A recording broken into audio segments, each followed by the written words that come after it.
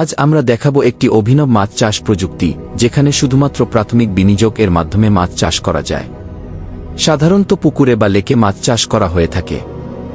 এছাড়াও ট্যাঙ্কের মধ্যে অনেকে মাছ চাষ করে থাকেন। তবে এই পদ্ধতিতে মাছ চাষ করার জন্য ইনফ্রাস্ট্রাকচার ডেভেলপমেন্ট করতে হয়।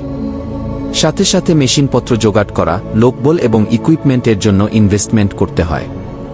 পরবর্তীতে মাছ চাষ করার জন্য মাছের খাবার সরবরাহ করতে হয় এবং অক্সিজেন সরবরাহ করার জন্য মেশিনের ব্যবস্থা করতে হয়। এর ফলে মাছ চাষের খরচ বৃদ্ধি পায় এবং সাথে সাথে মাছগুলোকে কৃত্রিম পদ্ধতিতে বড় করা হয়ে থাকে। এই সমস্যাগুলো দূর করার জন্য আমরা একটি নতুন পদ্ধতিতে মাছ চাষ করব।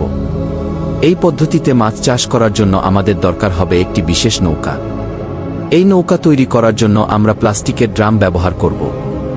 এজন্য আমাদের লাগবে হবে মোট 16টি ড্রাম। প্রথমে আমরা 8টি ড্রামকে সাজিয়ে নেব।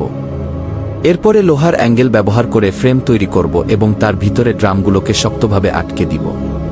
এভাবে আমরা দ্বিতীয় আরেকটি ফ্রেম তৈরি করব। এরপর অ্যাঙ্গেল ওয়েল্ডিং করে উপরের পাটাতন তৈরি করব। এরপর ইঞ্জিন বসানোর জন্য একটি বেইজ লাগবে এবং এই বেইজের উপরে আমরা ইঞ্জিন বসাবো।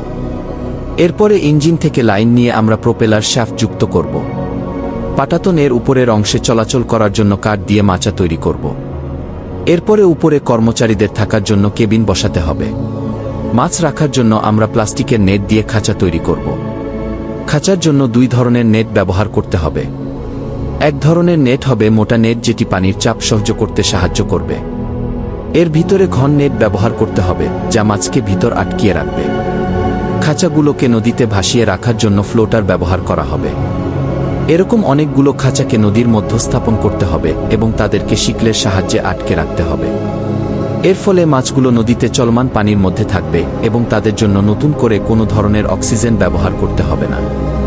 অন্যদিকে নদীর মধ্যে থাকার কারণে তাদেরকে খুব কম পরিমাণে খাবার প্রদান করার মাধ্যমে চাষ করা সম্ভব হবে। কারণ নেটের চারদিকে অনেক প্লাঙ্কটন তৈরি হবে, যেগুলো মাছেরা খাবার হিসাবে ব্যবহার করতে পারবে। অন্যদিকে নৌকাটি পরিচালনা করার জন্য মোট 2 জন লোকের দরকার হবে। নৌকাটি প্রায় সবসময় একটি স্থানে নোঙ্গর করে অবস্থান করবে এবং কর্মচারীরা মাছের দেখাশোনা এবং নিরাপত্তার বিষয়ে লক্ষ্য রাখবে। সৌর বিদ্যুৎ চালিত হওয়ার কারণে এ সময় তাদের কোনো ধরনের এনার্জি ব্যবহার করতে হবে না। শুধুমাত্র যখন নদীর পানি কমে যায় বা নদীতে স্রোত বেড়ে যায়, তখন তাদেরকে নিরাপদ স্থানে যাওয়ার জন্য ডিজেল ইঞ্জিন ব্যবহার করতে হবে। ছোট আকারের মাছের পোনাগুলোকে কিছুটা গোয়াফ করার জন্য নৌকার উপরের অংশে ছোট চৌবাচ্চা স্থাপন করা হবে এবং সেখান থেকে পোনাগুলো কিছুটা বড় হলে তা ট্রান্সফার করে নদীর খাঁচাতে ছেড়ে দেওয়া হবে। এভাবে যে মাছগুলো পাওয়া যাবে সেগুলো প্রাকৃতিক এবং নদীর মাছ হিসাবে বিবেচিত হবে। এর ফলে বিক্রেতারা প্রিমিয়াম প্রাইসে সে মাছগুলোকে বিক্রি করতে পারবেন এবং সাথে সাথে তা জনগণের আমিষের চাহিদা পূরণ করার ক্ষেত্রে সাহায্য করবে। এই প্রযুক্তি দ্বারা শুধুমাত্র এককালীন ইনভেস্টমেন্ট করে বারবার সহজেই মাছ চাষ করা সম্ভব, যেখানে খরচ কম এবং লাভ বেশি। ভিডিওটি সম্পূর্ণ দেখার জন্য ধন্যবাদ। আপনি যদি এরকম আরও বিভিন্ন ইনোভেটিভ আইডিয়া পেতে চান বা নতুন প্রযুক্তি সম্পর্কে জানতে চান, তাহলে আমাদের চ্যানেলটি সাবস্ক্রাইব করে সাথে সংযুক্ত থাকুন।